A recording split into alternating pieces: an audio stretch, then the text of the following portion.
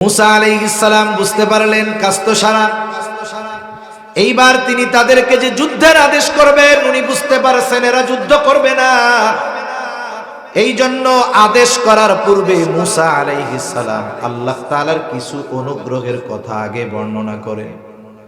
কারণ আপনি যদি কাউকে কোনো কঠিন বিষয়ের আদেশ করতে চান, তার উপরে যদি আপনার কোনো অতীতে অনুগ্রহ থাকে, অতীতের ওই কথাগুলো স্মরণ করায় যদি আদেশ করেন, আশা করা যায় অতীতের বিষয়গুলো মনে করে আপনার এই কঠিন আদেশটা পালন করতে সে রাজি হবে।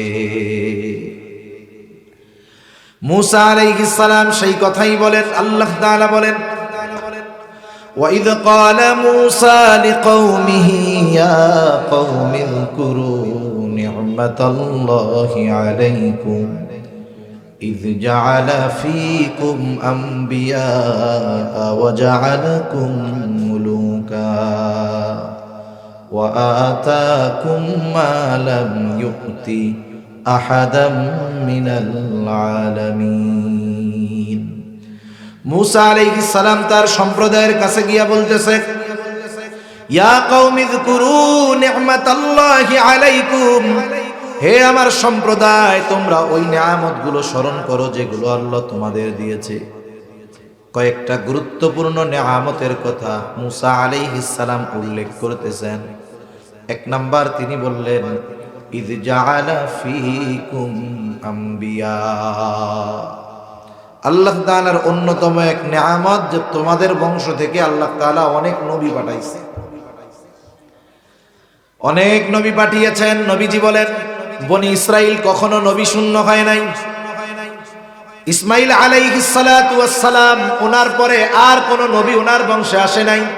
একেবারে শেষ নবী মুহাম্মদুর রাসূলুল্লাহ সাল্লাল্লাহু আলাইহি ওয়াসাল্লাম। কিন্তু ইয়াকুব আলাইহিস সালামের পর থেকে বনি ইসরাইল কখনো নবী শূন্য হয় নাই, ঈসা আলাইহিস সালাম পর্যন্ত। নবীজি বলেন, একজন নবী মারা গেছে তো আল্লাহ তাআলা আরেকজনকে নবুয়ত দিয়া ওই শূন্য স্থান আল্লাহ পূরণ করে দিয়েছে।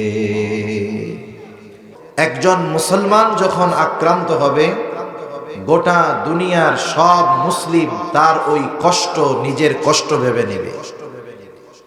এ দেহের মধ্যে যখন হাত আক্রান্ত হয়, তখন কি অন্যান্য অঙ্গ প্রত্যঙ্গ বলে যে ওইটা হাতের ব্যাপার, আমাদের কি হয়েছে? এমনটা কি হয়? আপনার আমার যদি হাত আক্রান্ত হয় বা পা আক্রান্ত হয়, গোটা দেহ সেই কষ্টটা অনুভব করে। আমাদের মুসলমান এমন হওয়ার দরকার ছিল যে দুনিয়ার যেখানেই মুসলিম আক্রান্ত হবে সেখানেই আমাদের, তাদের জন্যই আমাদের ব্যথা কষ্ট এটা অনুভব হতে হবে। এই সীমান্তের গেড়াকলে আমাদেরকে ফেলে দিয়ে আমরা এক মুসলমান অপর মুসলমানকে সশরীরে গিয়ে যে সহযোগিতা করব, এই সিস্টেমটা, এই পদ্ধতিটাকে বাদ দিয়ে দেওয়া হয়েছে। এবং ইচ্ছা থাকলেও আমার আপনার মুসলমানদের কাছে গিয়ে সশরীরে মাজলুমদের সহযোগিতা করা কঠিন, মোটামুটি অসম্ভব বললেই চলে। আর আল্লাহ তাআলা এমন নন যেটা অসম্ভব সেটার ব্যাপারে আমাকে আপনাকে শাস্তি দিবে। বরং যেটা আমার আপনার দ্বারা করা সম্ভব ছিল সেটা যদি আমি না করি, তাহলে কিয়ামতে আল্লাহর সামনে আমাকে আপনাকে জবাবদিহিতার কাঠগড়ায় দাঁড়াতে হবে। এখন প্রশ্ন হলো, এই যুদ্ধ কিন্তু চলতেছে, থেমে নাই। কিন্তু আমরা বাংলাদেশের মানুষ, আমরা হলাম ইস্যু প্রবণ। ইস্যু বুঝেন তো? একটা ইস্যু যখন গোটা দেশে ছড়ায় পড়ে, আমাদের মেইন স্ট্রিম মিডিয়াগুলো সহ সাধারণ সব মানুষ ওই ইস্যুর পিছনে দৌড়ায়। আসলে সাংবাদিকতা এখন এমন একটা পেশা, মোটামুটি এর চাইতে টিকটকাররা ভালো। টিকটকাররাও টিকটক করে কেন? তাদের পরিচিতি, কিছু লাইক, কমেন্টস, শেয়ার এইগুলার আসে।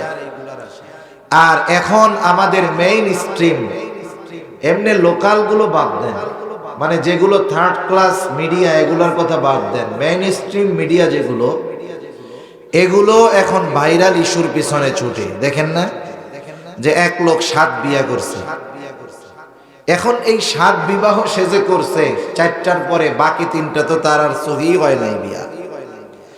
এই যে হারাম কাজ করছে এটাকে নিয়ে খুব আকারে এরা কিন্তু প্রচারণা ফলাও করছে কয়দিন। যখন প্রথম গাজা আক্রান্ত হয়েছে তখন মেইন স্ট্রিম মিডিয়াগুলো সহ সকলে মিনিটে ঘন্টায় বুলেটিন দিচ্ছে। এরপরে আমাদের দেশে আসলো নির্বাচনে একটা শব্দ খুব মানুষের কানে কানে পৌঁছাইলো, শব্দটার নাম হইল ডামি। ডামি কি বুঝেন? ডামি মানে দেখতে একরকম কিন্তু এটা আসলে অরিজিনাল। আপনারা অনেক সময় মোবাইলের দোকানে মোবাইল কিনতে যাবেন, দেখবেন শোরুমের সামনে একেবারে হুবহু মোবাইলের মতো কিছু জিনিস আছে। এটা যদি একটা মানুষ না বুঝে, সে বুঝতে পারবে না এটা মোবাইল না, কিন্তু মোবাইলের মতোই আর কি। এই ডামি প্রার্থী, ডামি নির্বাচন, এই সমস্ত শব্দকে কেন্দ্র করে এক আলোচিত নির্বাচন আসলো সামনে। আমাদের দেশের মিডিয়াগুলো সহ সবাই এবার এই ইস্যুটাকে কেন্দ্র করে ফলাও করে খবর প্রচার করা শুরু করছে। যখন একটা ইস্যু আসে, আগের ইস্যুটা যত গুরুত্বপূর্ণ হোক ওটা চাপা পড়ে যায়। যেমন নাকি আমাদের বাংলাদেশে সরকারি ফাইলগুলো চাপা পড়ে যায়। যার টাকার জোর বেশি তারটা ঠেলামেলা উঠতে পারে, যারটা নাই ওইটা মোটামুটি শহীদ হয়ে যায় আর কি। তা ইস্যু আসছে, তখন নির্বাচনের ইস্যুতে ফিলিস্তিনের ইস্যুটা একেবারে মলিন হয়ে গেছে। আর আমরা মানুষ, আমাদের অভ্যাস হলো সামনে যেটা বারবার আসে, যেটা বারবার শুনি, ওটার প্রতি আমরা ইন্টারেস্টেড হই। যখন ওইটা আর বারবার সামনে আসে না, ওটা আমরা ভুলে যাই। এটা আমাদের স্বাভাবিক বিষয়। তা সে যুদ্ধ কিন্তু এখনো থেমে নাই, সে যুদ্ধ চলতেছে। সেই জন্য ওই যুদ্ধে আমরাও যেন শরীক হতে পারি, আমরাও যেন অংশগ্রহণ করতে পারি। এজন্য আমরা কি করতে পারি? এক নাম্বার, এ দুনিয়াতে যুদ্ধ পরিচালনার জন্য সবচাইতে বড় যেই জিনিসটা দরকার সেটা হলো অর্থ। আফসোসের ব্যাপার, আপনারা জেনে থাকবেন কিনা জানি না, এই ইহুদি ইসরায়েল এদের যুদ্ধ খরচ পরিচালনার সবচাইতে বড় অংশটা উপার্জন করে মুসলমানদের পকেট থেকে। আরব, এশিয়া এইসব দেশে যত মুসলিম দেশ আছে, মুসলমানদের পকেট থেকে ওরা বেশি উপার্জন করে। আমাদের দেশে কোকা-কোলা, পেপসি, ফান্টা, স্প্রাইট এগুলো আছে না নাই? আমরাও খুব আকারে বলছি, এরপরেও বাজার থেকে হয়তো কিছু খাওয়া কমছে, কিন্তু বাদ দেওয়াইতে পারি নাই। এটা তো এই দেশে চলতেছে। আপনি মিডল ইস্টে যান, দেখবেন অধিকাংশ বিলাসী আরবরা এশিয়ান কোনো পণ্য ব্যবহার করে না, কিন্তু এরা যদি শোনে এটা আমেরিকান, ইউরোপিয়ান, একেবারে প্রতিযোগিতা দিয়ে লাফায়। তাহলে এরা যুদ্ধ পরিচালনা করার জন্য যেই অর্থ পায়, সেই অর্থের সবচাইতে বড় যোগানদাতা আমরা মুসলমানেরা। অর্থের কথা আসলে একটু অর্থনীতির কথাও বলি। আপনারা একটা খবর দেখছেন কিনা জানি না, কিছু কিছু খবরের অন্তরালে একটা জাতির ধ্বংসের মানচিত্র দেখা যায়। আমাদের পার্শ্ববর্তী দেশ, হুজুররা আবার দেশ নিয়ে কথা বললে তো সমস্যা। হুজুররা বলবে হলো কবরের কথা, হুজুররা নামাজ, রোজা, হজ এইসব মাসলা মাসাইল বলবে, হুজুরকে দেশ নিয়ে বাবার দরকার নেই। আমরা যেন উড়ে এসে জুড়ে বসেছি যে দেশ নিয়ে কোনো কথা আমাদের বলার অধিকার নেই। তা নিজের থেকে কিছু বলতেছি না, এমনি যা পড়ছি দেখছি তাই বলতেছি। তা আমাদের দেশের জনসংখ্যা প্রায়, আমাদের পার্শ্ববর্তী দেশের জনসংখ্যা প্রায় 140 কোটি। আমাদের দেশের জনসংখ্যা 17 কোটি বা সামথিং 20 কোটিই ধরলাম। তাহলে আমাদের দেশের 7 গুণ বেশি জনসংখ্যা আমাদের পার্শ্ববর্তী দেশ। একটা দেশ চলে কিভাবে? বাংলাদেশের অর্থনীতির চাকা সচল থাকে কিভাবে? অর্থনীতির চাকা সচল থাকে বৈদেশিক উপার্জনের মাধ্যমে। আমার দেশে বিদেশ থেকে যত ডলার আসবে, তত আমাদের দেশের অর্থনীতি সচল হবে, টাকার মান বাড়বে। যখন রপ্তানির চাইতে আমদানি বেশি হবে, মানে ডলার আসবে কম কিন্তু যাবে বেশি, তখন ওই দেশের অর্থনীতির 12টা বাজা শুরু হবে। আপনারা যারা একটু খবরাখবর রাখেন, এখন আমাদের দেশে এটা চলতেছে, রপ্তানিতে আমদানিতে যেই ব্যয়, বাহির থেকে আমদানি করার জন্য যেই ব্যয় হচ্ছে, সেই পরিমাণ দেশ থেকে আমরা রপ্তানি করতে পারতেছি না। আমরা যদি বাহিরে প্রোডাক্ট দিতে পারি, বাহির থেকে ডলার আসবে, ওই ডলার যত বেশি হবে ওইটা দিয়েই আমাদেরকে আবার বাহির থেকে কিনে আনতে হবে। লেনদেন টাকায় হয় না, টাকা একটা কাগজ। আজকে যদি বলে গভর্নমেন্ট 1000 টাকার কোনো বেইল নেই, ওই 1000 টাকার বিনিময়ে এক টাকার কয়েনও কেউ আমাকে আপনাকে দিবে না। টাকার ভ্যালু হয় প্রপার্টির উপরে। এ তো আমি আর এক আলোচনায় চলে যেতেছি, কই যাচ্ছি আল্লাহই জানে। কথা কি বুঝেন? কথা বুঝতেছেন? একটা দেশের ভ্যালু কতটুকু, দাম কতটুকু, এটা নির্ভর করে তার প্রপার্টির উপরে। আপনার দেশে কি প্রপার্টি আছে, আপনি ঋণ কত আছেন, ঋণ বাদ দিয়ে যেই পরিমাণ ডলারের প্রপার্টি আছে এই দেশের দাম অতটুকু। কিন্তু আফসোস, কত হাজার কোটি টাকা জানি ঋণ আছি আমরা, ওই পরিমাণ রিজার্ভ আমাদের নাই। তার মানে আমরা এখন যতই বড় বড় ফ্লাইওভার আর অন্যান্য কিছু দেখি না কেন, আসলে তলানি কিন্তু শেষ হয়ে যাইতেছে। তা একটা দেশ তার অর্থনীতির চাকা সচল থাকে রাখে কেমনে? হয়তো অন্য কোন দেশে তাদের পণ্য রপ্তানি করে ডলার উপার্জন করে। মনে করেন আপনার ঘোড়া বহন করতে পারে 100 কেজি বা 1 টনের ছোট ট্রাক আছে না, 1 টনের ছোট ট্রাক দেখছেন? ওর উপরে যদি আপনি 20 টন লোড দেন, ট্রাক থাকবে না শেষ হয়ে যাবে? ট্রাক থাকবে না, শেষ হয়ে যাবে। আমাদের পার্শ্ববর্তী বিশাল এক দেশ, 140 কোটির জনসংখ্যার একটা দেশ, তাদের অর্থনীতির চাকা সচল রাখায় যারা ভূমিকা রাখে তার মধ্যে 4 নম্বরে বাংলাদেশ। তার মানে ভারতীয়রা তারা যে বৈদেশিক উপার্জন করে, তাদের বৈদেশিক উপার্জনের হিসাবে 4র্থ দেশ বাংলাদেশ। বাংলাদেশ থেকে তাহলে তারা কি পরিমাণ উপার্জন করে চিন্তা করেন। 140 কোটির জনসংখ্যার একটা দেশ, তাদের 4র্থ উপার্জনের দেশ হলো আমার এই 20 কোটির বাংলাদেশ। তাহলে কি পরিমাণ অর্থ এদেশ থেকে ওরা ওদের প্রোডাক্ট দিয়ে আমাদের থেকে নিচ্ছে। তখন বাহিরের কোনো প্রোডাক্ট কিনবো, কিছু খাবো, পান করব, দেখব, আমরা চিন্তা করব বা চেষ্টা করব বিশেষ করে ইহুদিদের পণ্যগুলো কেনা থেকে বেঁচে থাকার চেষ্টা করব। ইনশাআল্লাহ করা যাবে না? শুনেন, একটা হলো পলিটিক্স করা আর একটা হলো পলিটিক্স করানো। একটা হলো ব্যবসা করা আর একটা হলো ব্যবসা করানো। মনে রাখবেন, পলিটিক্স করার জন্য যেই মেধা দরকার তার চাইতে 10 গুণ মেধা লাগে পলিটিক্স করাইতে। বিজনেস করতে যেই মেধা লাগে এর চাইতে 10 গুণ মেধা লাগে আর একজনকে দিয়ে বিজনেস করাতে। এ দুনিয়ার বড় বড় সব বিজনেস এগুলো ইহুদিদের কবজায়, ওরা ফেসে আসে না, কারণ সামনে আসলে অনেক খ্রিস্টানেরাও তাদের প্রোডাক্ট কিনবে না। ওরা থাকে অভ্যন্তরে, কিন্তু ওরা অন্যান্যদেরকে সামনে রেখে বিজনেস পরিচালনা করে। অবাক হয়ে যাবেন, এমনও দুনিয়া বিখ্যাত ফ্যাক্টরি আছে, কোম্পানি আছে যার মালিক হিসাবে আমরা চিনি ইনি মুসলমান, কিন্তু পুরো ইনভেস্ট একজন ইহুদি। অবাক হয়ে যেতে হবে। এজন্য এগুলো একটু যাচাই বাছাই করবো আমরা।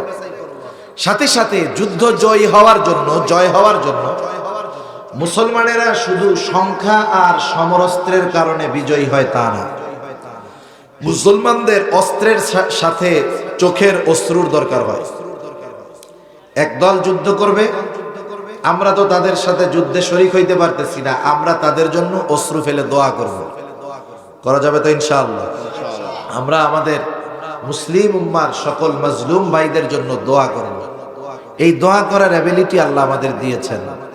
যদি এতটুকুও না করি, কিয়ামতের দিন আল্লাহ সুবহানাহু ওয়া তাআলা যদি জিজ্ঞাসা করে, ওই ফিলিস্তিনের শহীদ ছোট ছোট বাচ্চারা যদি সেই দিন আল্লাহর সামনে দাঁড়িয়ে গোটা মুসলিম উম্মার বিরুদ্ধে যদি আল্লাহর কাছে অভিযোগ দায়ের করে, সেদিন ইবাদত কাজে আসবে না। সেই দিন ওই নফল ইবাদত আমাকে জান্নাতের পথে নিতে পারবে না। সেই দিন যদি অভিযুক্ত হই আর অপরাধীর কাঠগড়ায় দাঁড়াতে হয়, তাহলে আমাদের নসিব খারাপ হয়ে যাবে, ঠিক কিনা বলেন? এজন্য আমরা তাদের জন্য দোয়া করব যে আল্লাহ, আমরা তো পারতেছি না, অ্যাবিলিটি নাই, আপনি তাদেরকে আসমানি সাহায্য দিয়ে সাহায্য করেন। কারণ আল্লাহ তাআলা বদরের যুদ্ধে আসমানি বাহিনী পাঠাইছেন, সেই বাহিনী তো মনে হয় এখন নাই, আছে? আল্লাহ, আমরা তো পারতেছি না, আপনি আমাদের ভাইদের আপনার আসমানের বাহিনী দিয়ে সহযোগিতা করেন। সাথে সাথে এই জালেমগুলার বিরুদ্ধে সর্বোচ্চ ঘৃণা আমি আপনি আপনার অন্তরে রাখবো, আমি আপনি রাখবো। সাথে সাথে আগামী প্রজন্মের অন্তরে এদের ব্যাপারে ঘৃণা সৃষ্টি করে যাবে। ঘৃণা সৃষ্টি মানে এটা না যে বলবো যে ওদেরকে মেরে ফেলা, এটা না। কমপক্ষে তাদের এই এহেন আচরণ এবং এদের এই জুলুম অত্যাচারের কথা আমি আপনি আপনার সন্তানদেরকে জানাবো।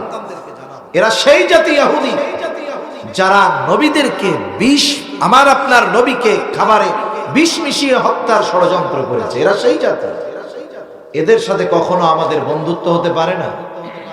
স্বাভাবিক বিষয় হলো কিছু লেনদেন আন্তর্জাতিকভাবে করাই লাগে, সেটা ভিন্ন কথা, কিন্তু এই জাতির সাথে মুসলমানদের কখনো হৃদ্রতা, মহব্বত, ভালোবাসা হতে পারে, বরং এরা হলো এমন এক জাতি যাদের উপরে স্বয়ং লানত দিয়েছেন আল্লাহ। কে দিয়েছেন লানত? আল্লাহ দিয়েছেন। আল্লাহ তাআলা বলেন, وقالت اليهود يد الله مغلولة غلت أيديهم ولعنوا بما قالوا। আল্লাহ রাব্বুল আলামিন বলেন, ইহুদিরা বলে আল্লাহ তাআলার হাত শূন্য হয়ে গেছে। ইহুদিরা আল্লাহ তাআলার ব্যাপারে এই অপবাদ দেয় যে আল্লাহ তাআলার হাত শূন্য হয়ে গেছে। আল্লাহ তাআলা বলেন, গুল্লাত আইদিহিম ওয়া লুইনু বিমা ক্বালু, হাত তো শূন্য হয়ে গেছে তাদের। এরা এই অপবাদ, এই মিথ্যা আরোপ করার জন্য আল্লাহ তাআলা জানায় দেন, ওয়া লুইনু বিমা ক্বালু, এই কথার কারণে তাদের উপরে লানাত। শুধু তাই না, নবী রাসূলগণ তাদের উপরে লানত দিয়েছে। আল্লাহ তাআলা বলেন, লুইনাল্লাযীনা কাফারু মিন বানি ইসরাঈলা আলা লিসানি দাউদ ওয়া ঈসা ইবনে মারইয়াম। দাউদ আলাইহিস সালাম তাদের উপরে লানত দিয়েছে, ঈসা আলাইহিস সালামের মা তাদের উপরে লানত দিয়েছে, ঈসা আলাইহিস সালাম লানত দিয়েছে। শুধু তাই না, এই জাতি হলো এমন এক জাতি যারা নবীদেরকে হত্যা করেছে। পৃথিবীর ইতিহাসে একমাত্র জাতি যারা নবীদের হত্যা করেছে, এরা ইয়াহইয়া আলাইহিস সালামকে হত্যা করেছে, এরা জাকারিয়া আলাইহিস সালামকে হত্যা করেছে। শুধু তাই না, ঈসা আলাইহিস সালামকে হত্যার প্রচেষ্টা চালিয়েছে। এরা সাথে সাথে মারিয়াম আলাইহিস সালামকে অপবাদ দিয়েছে। আল্লাহ সুবহানাহু ওয়া তাআলা ঈসা আলাইহিস সালামকে যখন মারিয়াম আলাইহিস সালামের গর্ভে দিয়েছেন, লম্বা ইতিহাস, আমি ওই দিকে যাব না।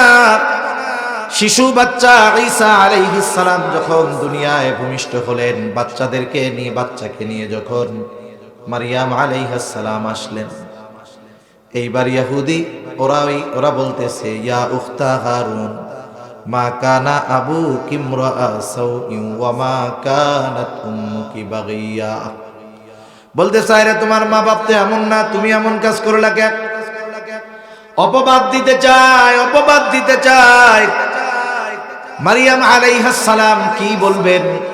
কারণ আল্লাহ তাআলাই তো স্বয়ং ওনার গর্ভে ঈসা আলাইহিস সালামকে দিয়েছে। উনি কিছুই করেন নাই। উনি ফাআশারাত ইলাইহি, উনি এই বাচ্চার দিকে ইশারা করলেন, আমারে কিছু কইও না, এরে জিজ্ঞাসা করো। এইবার ওরা বলে, কি বলো? এই শিশু বাচ্চা কি কথা বলতে পারে নাকি? ক্বালু কাইফা নুকাল্লিমু মান কানা ফিল মাহদি সাবিয়া। এই শিশু বাচ্চা কি কথা বলবে? কি কথা বলতে পারে নাকি? দোলনার শিশু। আল্লাহ তাআলা দেখা দিলেন, ঈসা আলাইহিস সালামের জবান খুলে গেল। এইবার ঈসা আলাইহিস সালাম জবাব দিচ্ছে, বলে ক্বালা ইন্নী আবদুল্লাহ আতানিয়াল কিতাবা ওয়া জাআলানি নাবিয়্যা। এই খবরদার, আমার ব্যাপারে, আমার মায়ের ব্যাপারে কোনো অপবাদ দিবি না। আমি হইলাম আল্লাহর বান্দা। ইন্নী আবদুল্লাহ আতানিয়াল কিতাবা ওয়া জাআলানি নাবিয়্যা। আল্লাহ তাআলা আমাকে কিতাব দিয়েছে, আমি হলাম একজন নবী। তবে আল্লাহর বান্দা। হযরত ঈসা আলাইহিস সালামের ব্যাপারে তারা অপবাদ দিয়েছে মারিয়াম আলাইহিস সালামকে। এই সাহস দুনিয়ার কেউ করে নাই, উম্মতে মুহাম্মাদিরও কেউ করে নাই। যদিও মক্কার মুশরিকেরা নবীজির বিরুদ্ধে আচরণ করত, নবীজিকে অনেক অত্যাচার করেছে, কষ্ট দিয়েছে, তবু কখনো নবীজির চারিত্রিক ব্যাপারে মক্কার মুশরিকেরা কিছু বলার সাহস পায় নাই। এরা এমন অভিশপ্ত, আল্লাহ তাআলা কোরআনুল কারীমে এদের পথ থেকে বেঁচে থাকার কথা আমাদের বলছে। কোরআনুল কারীমের সূরা ফাতিহা সর্বাধিক পাঠিত এই সূরা, নামাজের মধ্যেও পড়া হয়। ইমামের পেছনে যখন আমরা নামাজ পড়ি, ইমামের কেরাত, মুসল্লির কেরাত, নিজে যখন পড়ি, নিজে পড়ি, এক কথায় প্রত্যেক নামাজে সূরা ফাতিহা লাগে। জামাতে পড়া হোক আর একাকী পড়া হোক, সূরা ফাতিহার অনেকগুলো নাম তাফসীরের মধ্যে আসছে। ওই নামগুলোর মধ্যে অন্যতম একটি নাম হলো, এই সূরার নাম হলো সূরাতুদ দুআ। এই সূরার নাম কেন সূরাতুদ দুআ? কারণ হলো এই সূরার মধ্যে আল্লাহ তাআলা আমাদেরকে এই দুনিয়ার সর্বশ্রেষ্ঠ দোয়া শিক্ষা দিয়েছেন। আমরা তো মনে করি দোয়া শুধু দুনিয়ার বিষয়ে আল্লাহর কাছে চাইতে হয়। আমরা এই জন্য মানুষের কাছে দোয়া চাই যে হুজুর দোয়া কইরেন জানি চাকরিটা পাই, হুজুর দোয়া কইরেন লন্ডনে ভিসা লাগাইতেছি জানি যাইতে পারি, তাই না? আমরা দুনিয়ার বিষয় নিয়ে আল্লাহর কাছে দোয়া করি। আসলে সর্বশ্রেষ্ঠ দোয়া আল্লাহ শিখায় দিয়েছেন আমাদের, এবং ওই সর্বশ্রেষ্ঠ দোয়া সর্বশ্রেষ্ঠ ইবাদতের মধ্যে করতে হয়। দোয়াটা কি? দোয়া হলো ইহদিনাস সিরাতাল মুস্তাকিম সিরাতাল্লাযীনা আন'আমতা আলাইহিম গায়রিল মাগদুবি আলাইহিম ওয়ালাদ-দাল্লিন।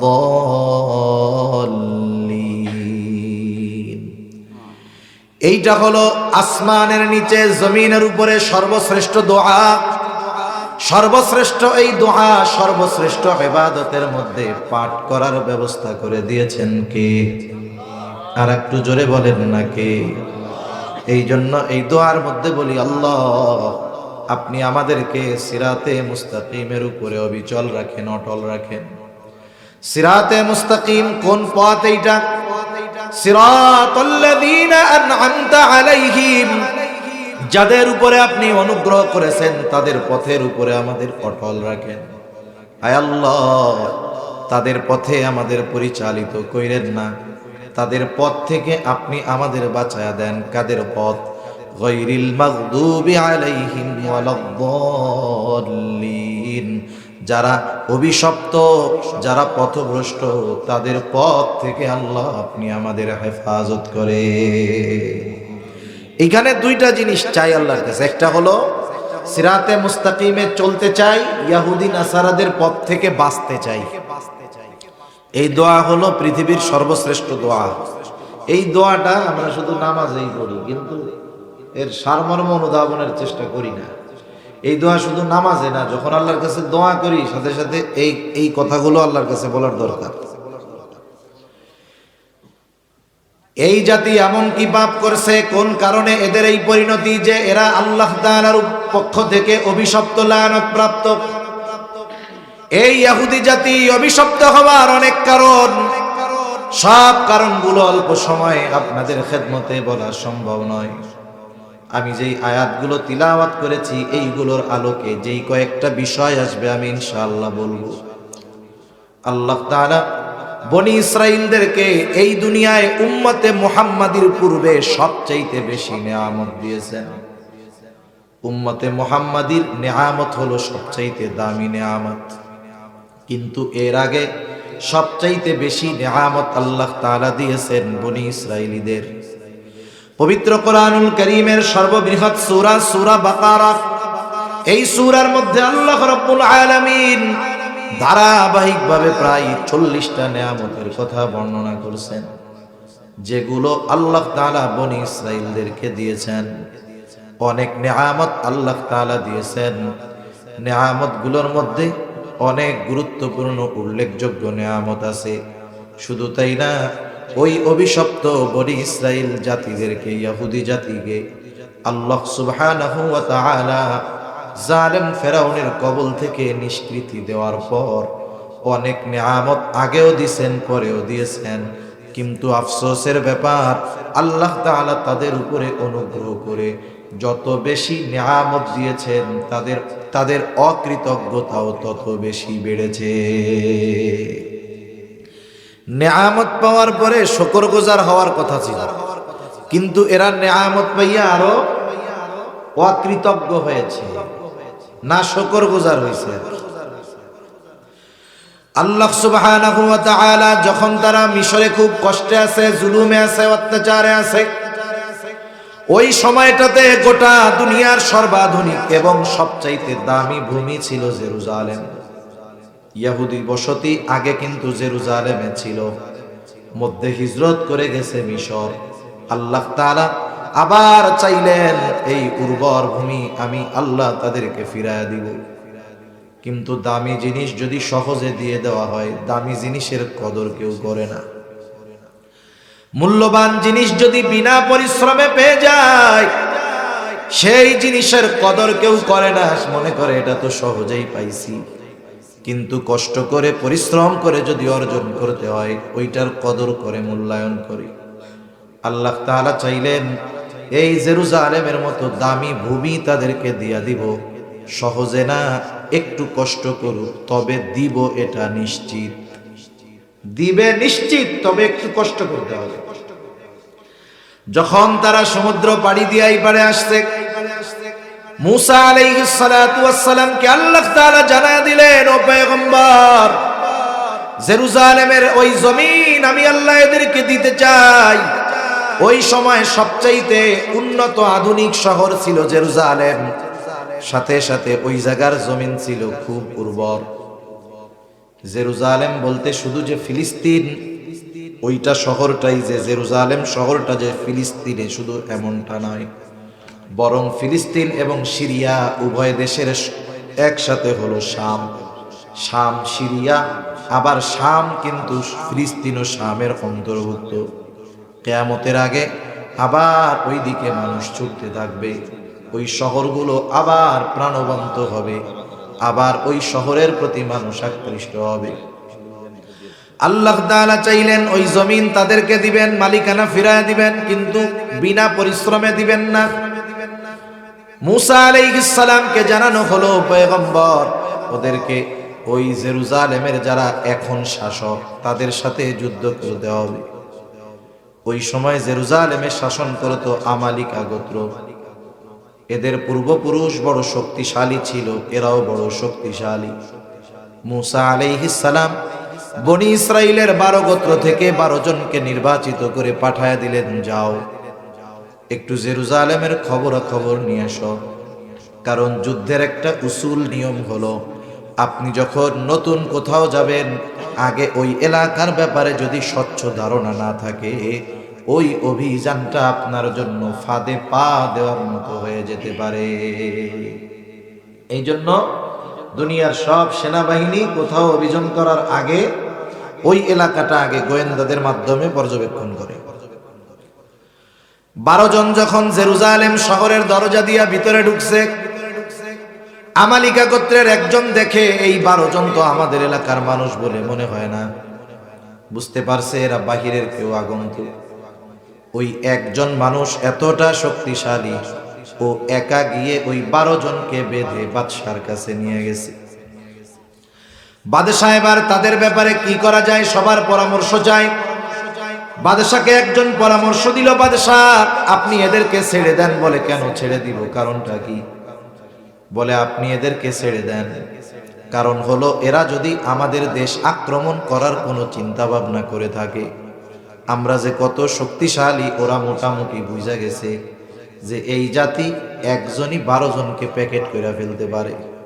এই খবর যখন তারা তাদের সম্প্রদায়ের কাছে গিয়া বলবে, আক্রমণ করা তো বহুদূর, ওরা স্বপ্নেও এই দেশে আসার চিন্তা করবে না।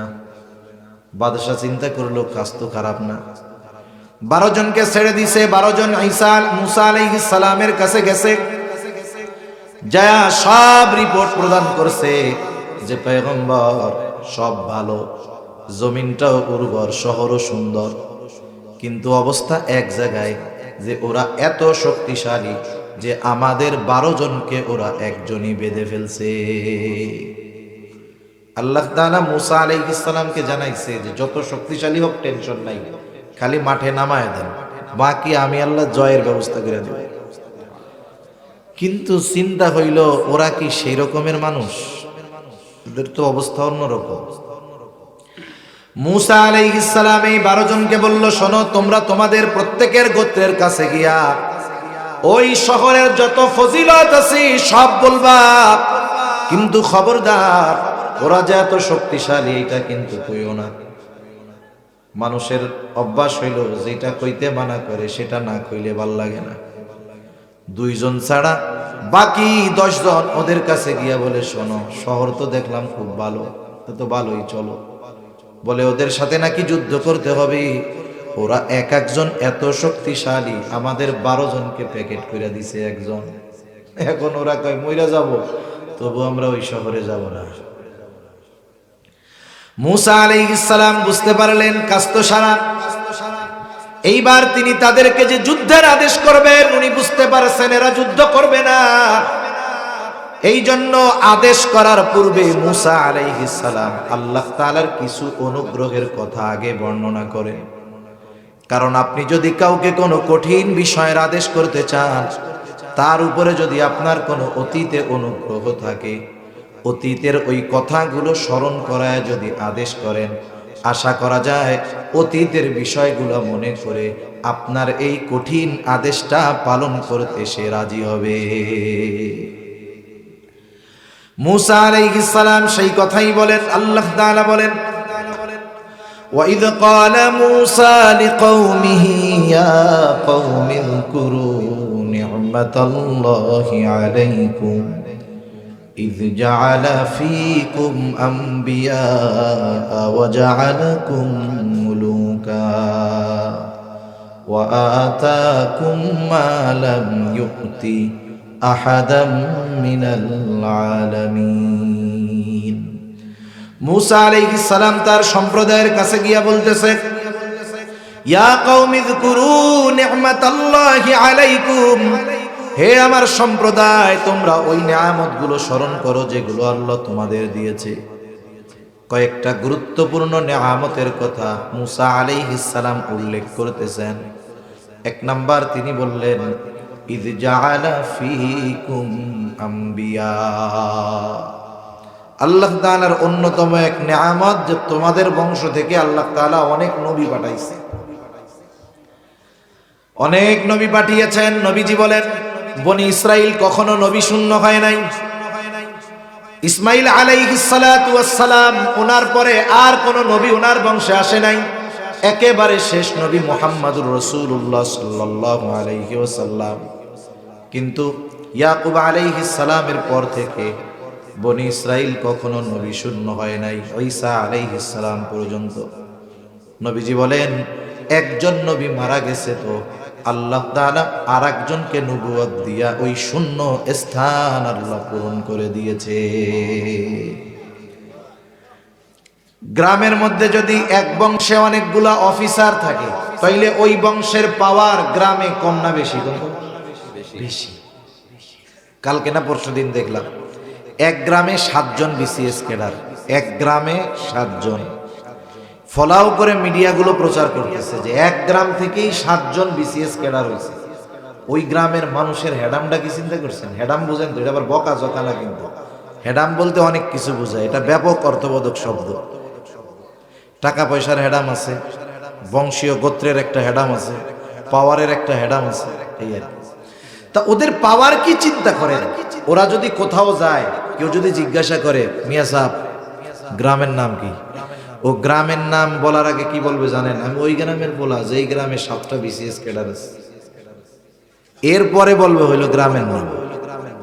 মানুষ আগে উল্লেখ করে কেন? ওইটা যেটা গর্বের বিষয়, এই জন্য, ঠিক না? দেখেন এক গ্রামে 7 জন বিসিএস ক্যাডার, গর্ব কত ওনার। আর যেই বংশে ধারাবাহিকভাবে নবীর আগমন ঘটছে, এটা বড় নেয়ামত নয় কি বলে? এটা বড় এক পরলৌকিক নেয়ামত। কত মর্যাদা, কত সম্মান আল্লাহ তাআলা দিয়েছেন। লক্ষ পয়গম্বর তোমাদের বংশ থেকে আসছে, হাজার হাজার নবীর আগমন ঘটছে। আল্লাহ তাআলা তোমাদেরকে এই নেয়ামত দিয়েছে।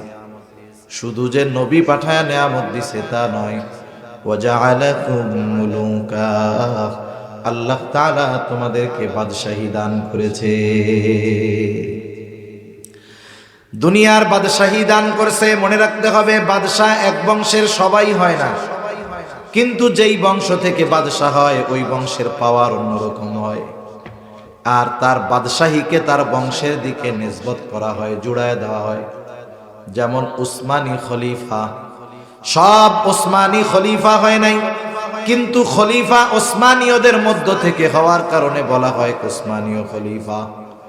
আব্বাসীয় খলিফা, সব খলিফা আব্বাসী, সব আব্বাসীয় খলিফা হয় নাই, কিন্তু খলিফা আব্বাসীদের মধ্য থেকে হওয়ার কারণে বাদশাহীকে জুড়ায়া দেওয়া হয়েছে আব্বাসীয় খলিফা।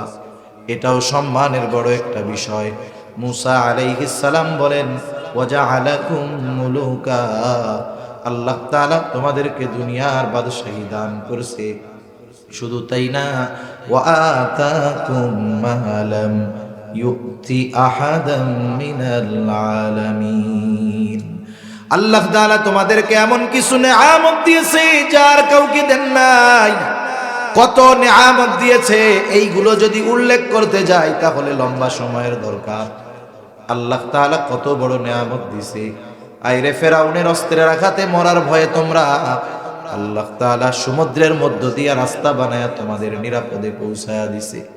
আইরে তোমাদের ঘরবাড়ি নাই, আল্লাহ মেঘমালাকে ছাদ বানায়া দিছে।